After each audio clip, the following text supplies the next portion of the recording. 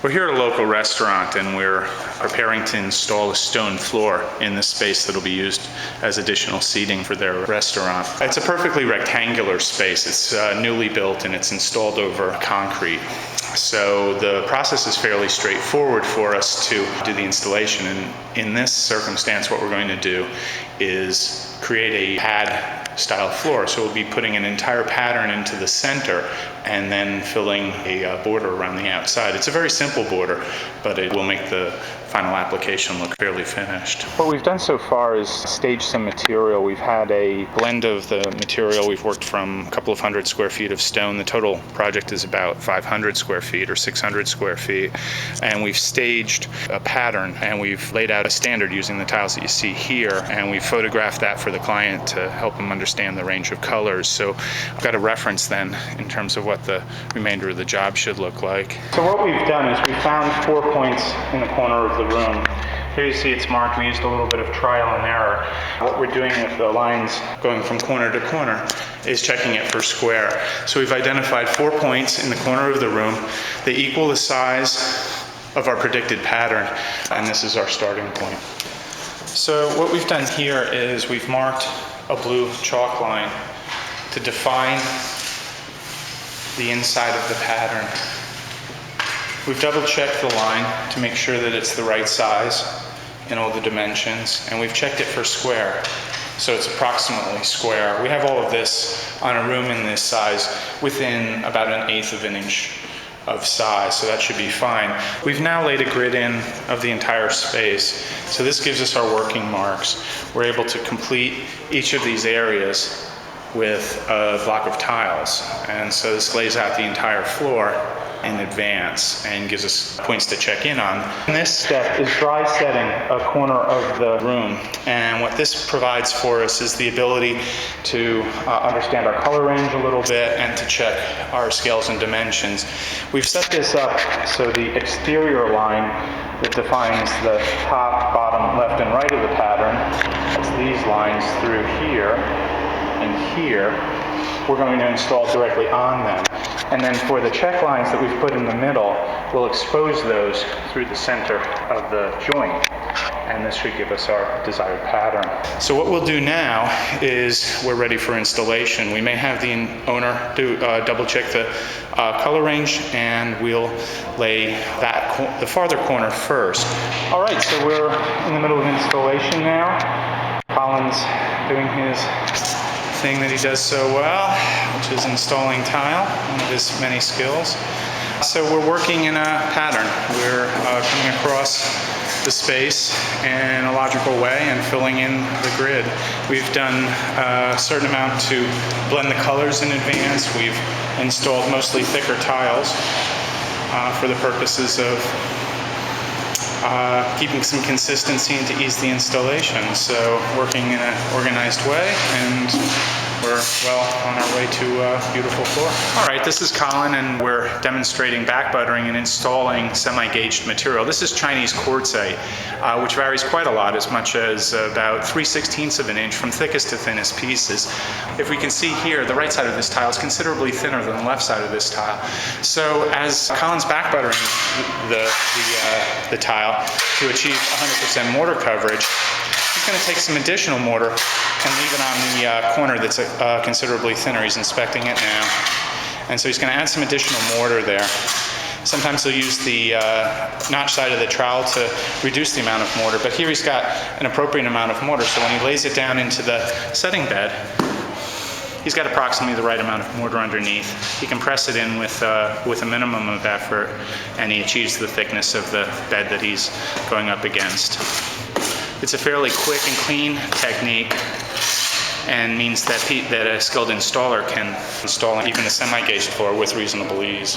I want to show you a little bit of the results of a project where we're working and our sorting as we are going along.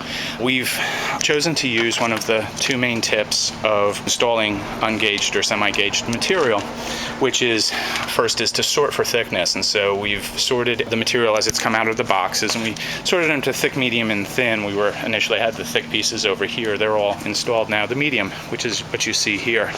And the thinner tiles is this row here. So we've installed them in order, and this has given us an ability to work with tiles of similar thickness, and it eases the installation a lot and reserves an awful lot of mortar. We've also taken pieces as we've been installing that have mud on the surface, a certain kind of a cleft finish to them. It's a little bit more rough. You can kind of see that, and reserve those for cutting. So we'll use these pieces here and broken pieces for cutting. And of course, we have the usual pile of scrap. We think we'll have about 3 or 4% total waste and be able to use most of the additional material there. So everything's working out quite well. Again, our process was that we decided to put this carpet in the center with a band of material out there. We cut all the material in our shop environment, predicting it with our CAD software and producing a drawing for it. And now we're installing to fit. All right, so we're in the middle of grouting, and we're going to run through the entire process of grouting for a demonstration. Essentially, we're dealing with a quartzite floor from China, which has variation in size, in surface, and in texture. It's quite a rustic handmade stone. It contains a lot of areas of where there's loose scale on the surface, there's clefts on the surface that are sharp, and there's some mud on the surface of certain tiles. These factors mean that it's probably among the most difficult items to grout. So we've prepared the floor after installation by going over the surface of the stone to take up loose chips and to even out the surface a little bit and to scuff off anything that's ready to come off, including a little bit of mud, using a variety of metal tools, a little bit of sanding. We've given the floor a very thorough vacuuming with a HEPA filter on a shop vac, including getting into each of the grout lines so that there'll be no grout catching us. We've reviewed some grout options with the client. We're going to use a latex modified grout, and the client has selected a natural gray, which is probably the most sensible for most applications. Here was a test we did with platinum, a colored grout, a darker colored grout, but everyone agreed that the natural gray was the most appropriate. In fact, most stones, especially with a multicolored look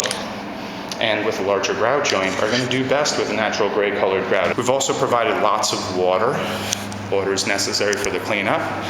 And we've produced some mortar, some grout. It's typically mixed to a toothpaste consistency. We'd like to do a demonstration of the entire process. Colin's beginning to grout a section in demonstration for us. What he's mortar into the surface of the stone, pressing as much as he can into each grout joint, totally filling it, trying to press some through and into the depths of the grout area and get as much additional support as possible. The grout is latex modified thin set, which does have excellent characteristics of adhesion, so it's going to help hold this floor together in a good way. Before he began spreading the grout on the surface, Colin took enough time to dampen the area he's intending to work. By dampening the tile, we reduce the amount of porosity and we allow for a little bit of additional moisture for the grout. We're concerned about the grout curing too quickly. With a porous material, and especially in weather like it is today where the humidity is fairly low, there's the possibility that the moisture will be pulled out of the grouting system too quickly. And when the cement cures too quickly, it's likely to cause a possibility of having some reduced strength. That's called flash curing typically, and it can occur on porous materials. So by dampening the surface, we provide a little additional moisture. We also ease the cleanup quite a lot.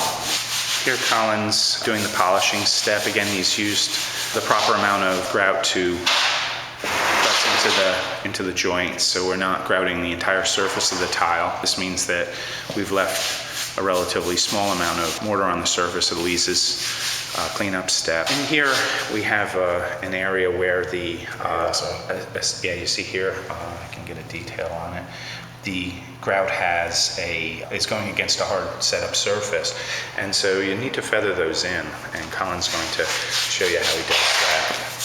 He might use a little fingerful of grout if he needs to fill, but he's going to kind of be a little more aggressive in those areas and fill that out. So what we're demonstrating here is the cleanup after Grouting, this is the kind of third step. The first step is to press the mortar into the joints with the grout float. The second is to polish the joints after having let the grout sit for a little while. And the third step is to remove the excess grout while hopefully not pulling all of your grout out of the joints. The best way to approach a grout joint with a float or with a sponge is at a 45-degree angle. You see Colin here is doing the polishing step on the next bit.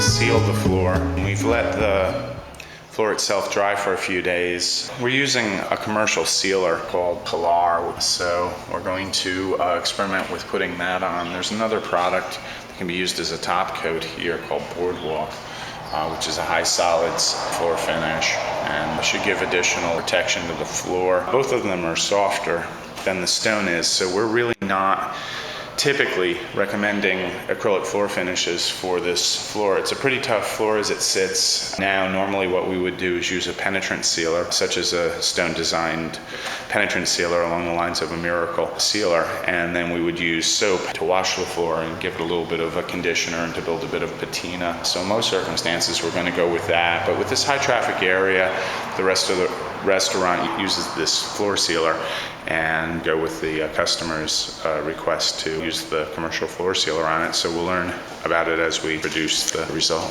This is what remains of our grout and mortar. By our recollection, I think we started with 18 bags of mortar. I think we used 17 bags of mortar. And we used 6 bags of sanded grout. So we got about 100 square feet of material of grouting per 25-pound bag, and we got about 30 or 40 square feet per bag of thin set. Essentially, we built a fairly tall surface. You can see an example of it here. So we built the surface up about 1/2 of an inch, between 1/4 and 1/2 of an inch in most places. So it's consumed quite a lot of thin set. Application like this, we're likely to consume a little more thin set than you would on a more uniform tile. So this is the remainder of what we used.